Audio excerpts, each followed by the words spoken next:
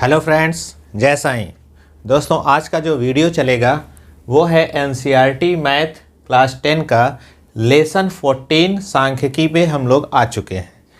इसके पहले मैं आपको बताऊं कि लेसन 13 तक के सारे वीडियोस मैंने बना दिए हैं। आप अपने लिए उसको देखिए, उसकी तैयारी करिए। यहाँ पर हम लेसन 14 में आपको 3 चीज़ सिखाएंगे: समांतर माध्य, माध्यिका और बहुलक। और ये लेसन आपको 6 नंबर देता है बोर्ड में।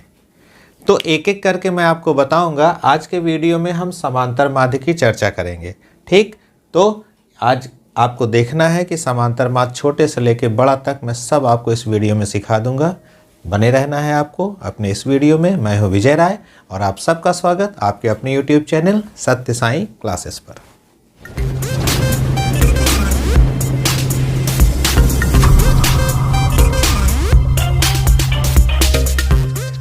दोस्तों, समांतर माध्य पे आज चर्चा होगी।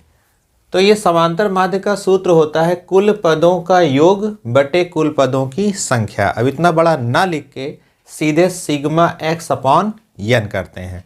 सबसे पहले मैं आपको छोटे छोटे सवाल बताऊंगा। जो छोटे छोटे सवाल आते हैं, एक एक नंबर का टिक करने को आता है। जैसे एक सवाल है, प्रथम 10 प्राकृतिक संख्याओं का माध्य। 10 ठो प्राकृतिक संख्या लेना है, इसका माध्य लेना है।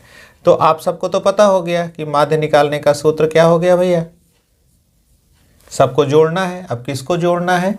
10 ठो प्राकृतिक संख्या, 1 2 3 4 5 6 7 8 9 और 10। और कितनी संख्याएं हैं? 10 ठो।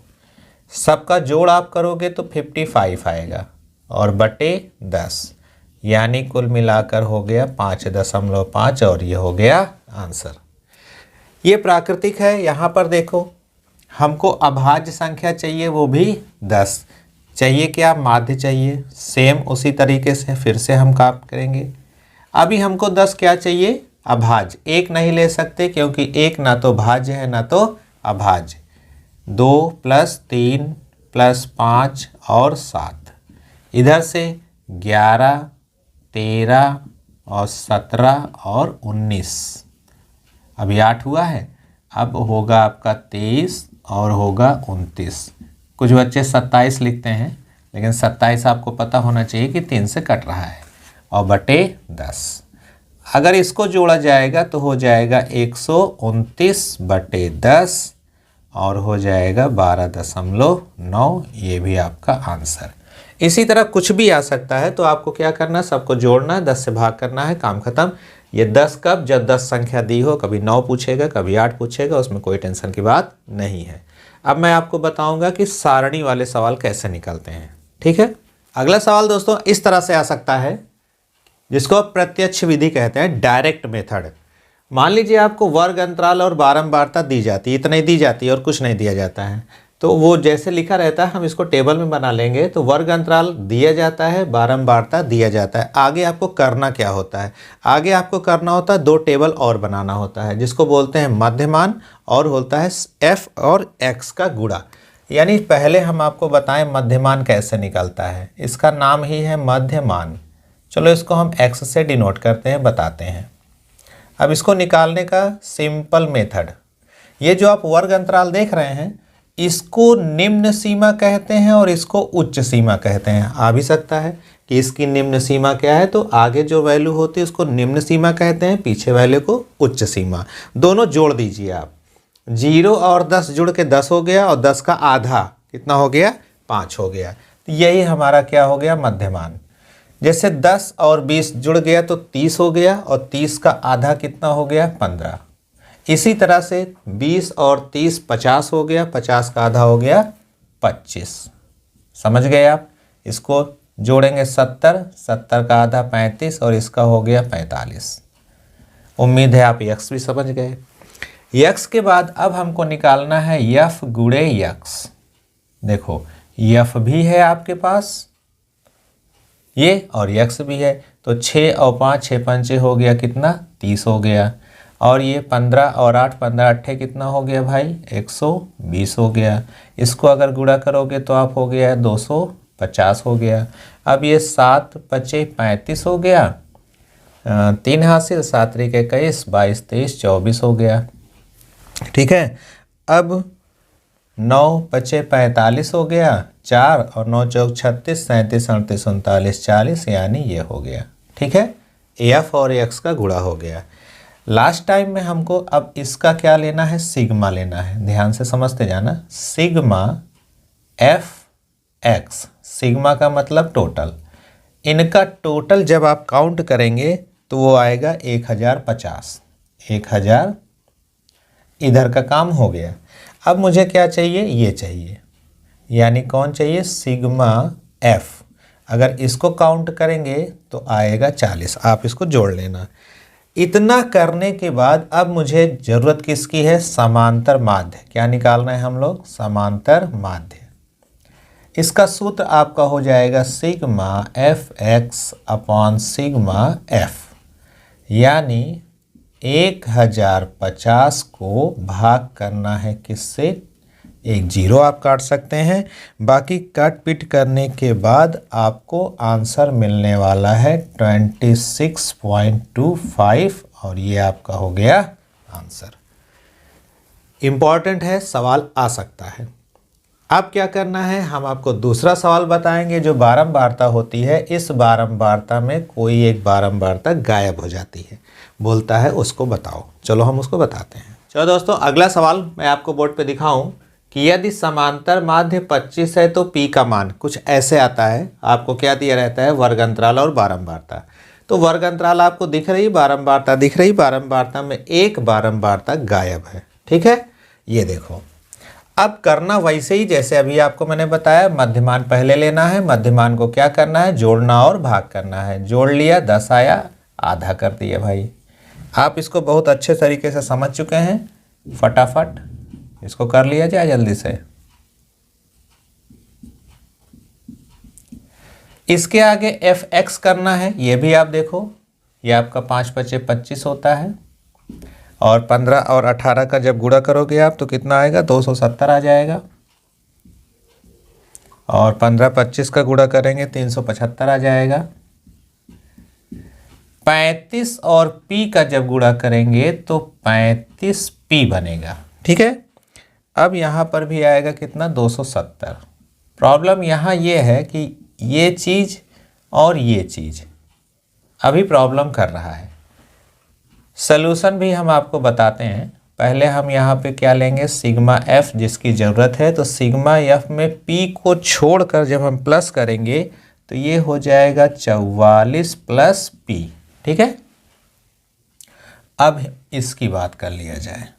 इसमें हम जब सिग्मा एफ एक्स लेंगे तो इसको छोड़कर बाकी लोगों को प्लस करेंगे, हो जाएगा 940 प्लस 35 पी, इस तरह से। ठीक है, अब सूत्र लगाएंगे। किसका सूत्र लगाएंगे भाई, समांतर माध्य में पी का वैल्यू हमको पता करना है। चलो, समांतर माध्य बराबर sigma F x upon sigma F.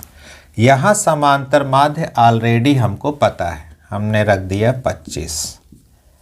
F x की वैल्यू कितनी है, 940 प्लस 35 पी, और एफ की वैल्यू कितनी है, 44 प्लस पी।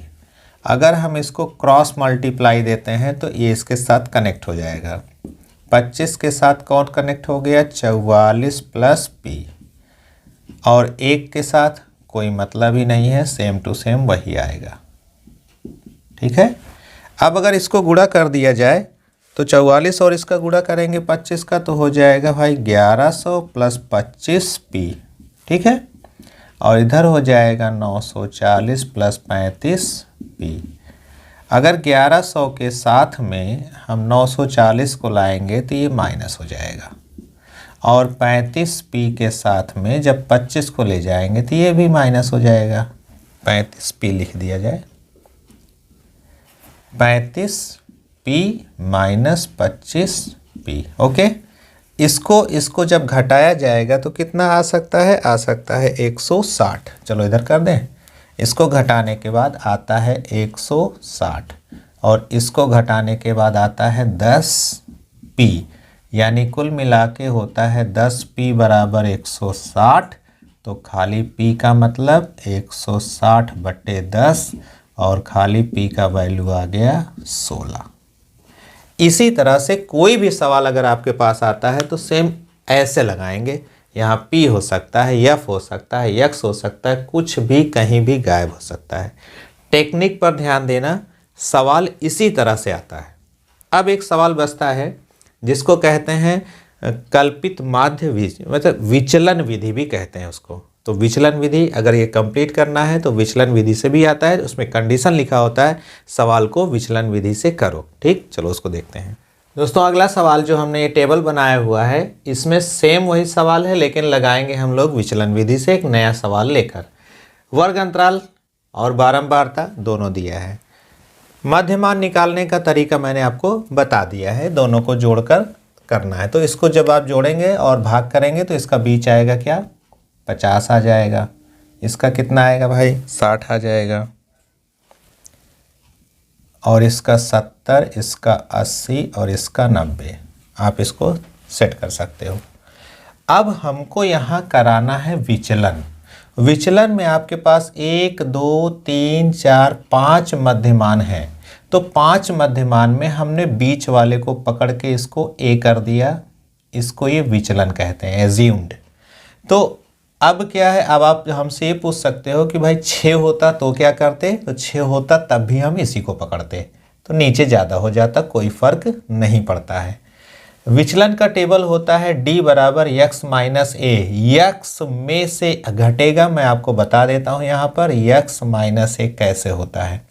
x कितना है 50, a कितना है 70, वैल्यू कितनी आनी है -20। ध्यान दीजिएगा, कम है उससे कोई फर्क नहीं पड़ता है, a वाला ही आगे होगा। देखो 60 माइनस 70 कितना आना चाहिए, -10। क्लियर हो रहा है, तो यहाँ पर आएगा -20, यहाँ पर आएगा -10 और यहाँ 70 में से 70 घट जाएगा ना। देखो 70 में से 70 घट गया ना, 0 आ गया।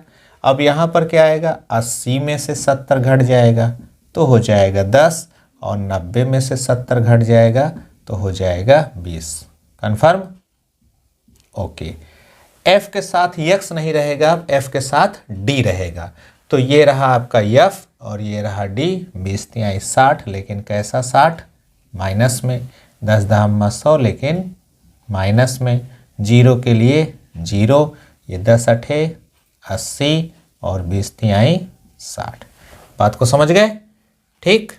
अब मैं इसको थोड़ा सा इरेज कर देता हूँ। इतने के बाद में अब हमको लेना है वही बात, हमको f की ज़रूरत पड़ने वाली है। तो सिग्मा f अगर हम ले लेंगे तो सिग्मा f हमारा बनता है 35। आप टोटल काउंट कर सकते हैं। यहाँ पर ध्यान से समझना कि जब हम सिग्मा FD लेंगे तो कैसे लेंगे। सिग्मा FD, कुछ लोग माइनस में है, कुछ लोग प्लस में है। तो माइनस को माइनस के साथ जोड़ेंगे तो -160 होता है और इसको जोड़ेंगे तो 140 होता है भाई। तो कुल मिलाकर -20 मिलता है हमको, ठीक है ना। रिजल्ट में हमको क्या मिलेगा, -20। ओके, इतना ध्यान देने के बाद अब हम आ गए हैं अपने सूत्र पर। तो अब अपने सूत्र पर आएंगे कि विचलन विधि में सूत्र कैसे काम करता है। तो ध्यान से समझो, समांतर माध्य का यहाँ पर सूत्र थोड़ा सा, बस थोड़ा सा बिगड़ जाएगा। जो a रखे हैं उसको भी लेना है, a plus sigma F D upon sigma F, इतना ही फर्क हुआ है। a के लिए जो 70 है उसको आप पहले से रख लीजिए। एफ डी आपका -20 चल रहा है और यहाँ है 35। अगर देखा जाए तो इन दोनों का जब गुणा करेंगे आप प्लस माइनस का तो रिजल्ट माइनस ही आएगा। और इसको अगर हम भाग करना चाहें तो अगर 5 से भाग करेंगे तो 5 चौक 20 हो गया और 5 सते 35, यानी कितना आया 4/7। 4/7 को अगर इसके साथ हम लोग अच्छे से अपना गुणा भाग कर लेंगे तो इसका जो आएगा 70 माइनस 0.57, बस इसी को आप माइनस कर दीजिए और आपका काम हो गया 69.43 ये आपका हो गया समांतर माध्य। उम्मीद है सब आप समझ गए होंगे। आपको कई तरीके का मैंने समांतर माध्य पढ़ा दिया।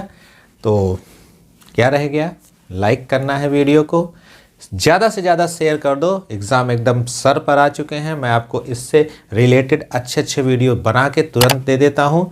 ये सवाल इस तरीके का कन्फर्म है, आएगा। प्रैक्टिस आपको ज़्यादा करना है। सवाल मैंने दे दिया है। मैं आपको मिलता हूँ अगले वीडियो में माध्यिका को लेकर। ठीक, जय साईं।